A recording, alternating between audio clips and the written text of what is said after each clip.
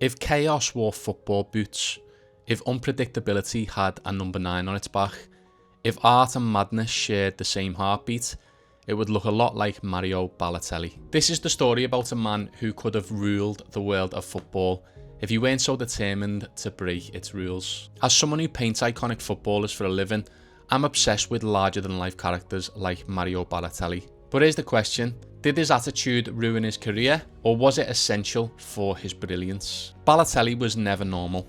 Born in Palermo, raised in Brescia by foster parents, he grew up surrounded by dual identities, Italian and Ghanaian.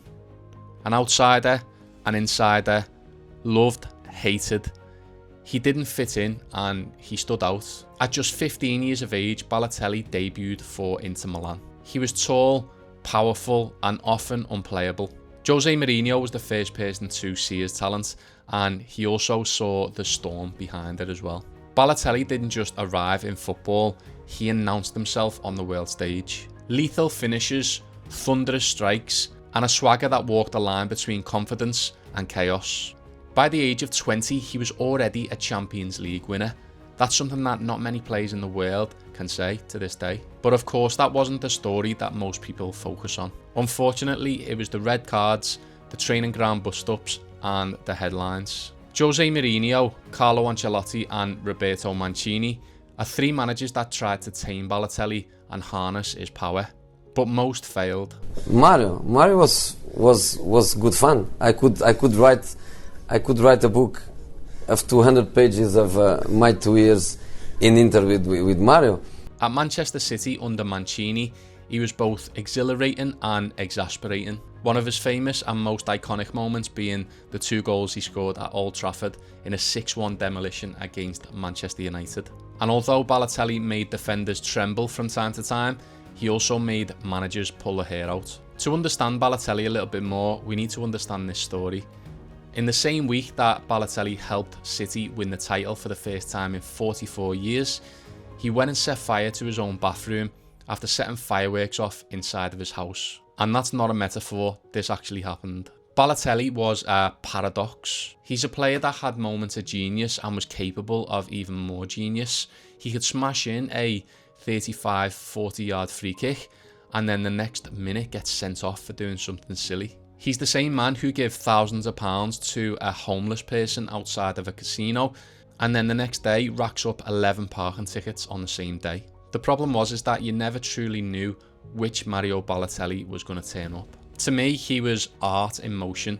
He was raw and talented, but extremely flawed and human. And that's what made him so influential to me. And in the folklore of football, to me, Mario Balotelli wasn't just a footballer. He was more like an artist. I mean, even Van Gogh cut his own ear off. He reminded me that greatness isn't necessarily perfect. And sometimes you need a little bit of madness to be great. Sometimes you need chaos wrapped up in brilliance. For me, Balotelli broke the mould. As we said, we didn't really know which Balotelli we were going to get day to day, and that was reflected in the clubs that he joined. He didn't stay too long at each club. He went from Man City to AC Milan and even played for Liverpool for a time. And I think his career eventually began to slide, not because his lack of ability, but because he couldn't control himself. At Liverpool, I remember he scored just 1 league goal and his effort was questioned regularly. His discipline seemed non-existent to the managers and to the fans. And Liverpool's a club that we expect people to work hard on that football pitch for the badge. Brendan Rodgers, the manager at the time, just could not reach him. And Jurgen Klopp, of course, didn't even try. And the irony is, and was, that in a world of football dominated by stats and systems and the right attitude, Mario Balotelli was still capable of brilliance, if only he could harness it. He just didn't care to fit in, and that for me took away some of his magic. At Nice and Marseille, of course, some of his brilliance did return from time to time, but he was never consistent as he was in his earlier career. Some argue that he was never consistent at all. And of course, the football world moved on, Balotelli didn't. So the question that we're still left asking is, what if Balotelli wasn't so chaotic? What else would he have achieved? Could he have been a Ballon d'Or winner if he'd have stayed consistent? Champions League top goal scorer, World Cup winner maybe? Or even seen as a world-class icon like Ibrahimovic or Ronaldo? Or was his chaos not a bug in the system, but that's just the way he was. It was more of a permanent feature with Balotelli. Could Balotelli have been great without the chaos? These are questions for me as a sports fan that plague my mind constantly. You see it also in the UFC with the greatest of all time, John Jones, a very troubled character inside and outside of the ring, and of course in boxing with the likes of Mike Tyson. I don't know if these great characters reached the heights that they did without being a little bit crazy. But of course there's the argument to say if they didn't have the chaos, they'd have been more professional and more consistent, and the natural talent would have took them all away. Who knows? But if you look closely, you will see something important. All of the great artists in history and in sport, they don't follow the script. They are true original people, and I think that's one of the reasons Balotelli will always exist, almost like mythology in football, because he did things his own way.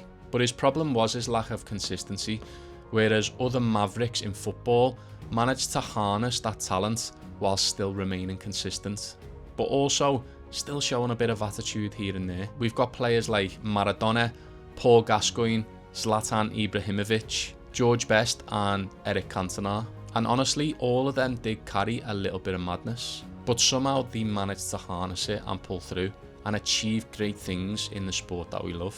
But I don't know if Mario Balotelli necessarily ruined his career. Maybe he sacrificed longevity to give us raw and unforgettable moments, let's be honest. Moments that make the sport exciting and are remembered for forever. Because whether you loved Balotelli or you hated him, you could not take your eyes off him when he was on a football pitch. Even when he wasn't on the football pitch, you wanted to know what he was doing. As an artist, Balotelli's story and his character resonate with me quite deeply. He never wanted to just be good, he wanted to be different. He wanted to stand out, and that's a dangerous way to be in a world that is obsessed with control. He reminded me that true creativity, whether it's in sport or in art, it doesn't come necessarily from following the rules.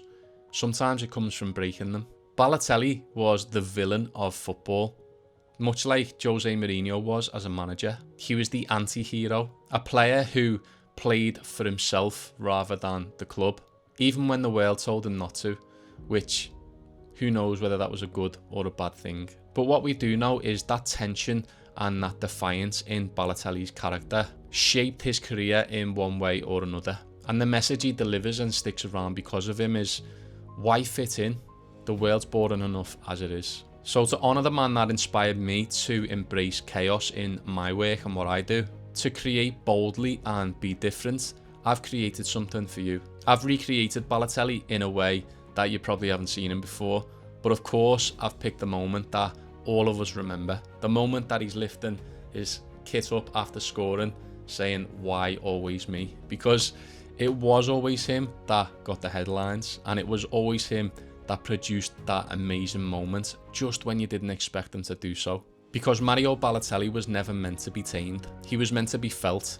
And there's a lot of negatives you can draw from his career, and you can say it didn't pan out the way it was supposed to, but even in the negatives, I like to see things as inspiration. And to me, that little bit of madness that he had, the path of going your own way and doing your own thing, maybe doesn't work in a team environment, but for myself, who is an artist and gets paid and is successful, if I stand out, I can definitely be inspired by people like Mario Balotelli. But Balotelli gave us something that a lot of footballers, in fact most footballers, won't ever do, and that is an unforgettable story. So I'll ask you again, what if chaos wasn't the thing that ruined Balotelli's career, but it was the exact thing that made him matter to everyone? If you enjoyed this video, you might enjoy this video as well, and I've got a huge collection of artwork that you can download for free as phone wallpapers from the link in the description below, including Balotelli and over 100 different players. Thanks for watching, and if you believe football needs more madness rather than less, then feel free to subscribe. Have a boss day.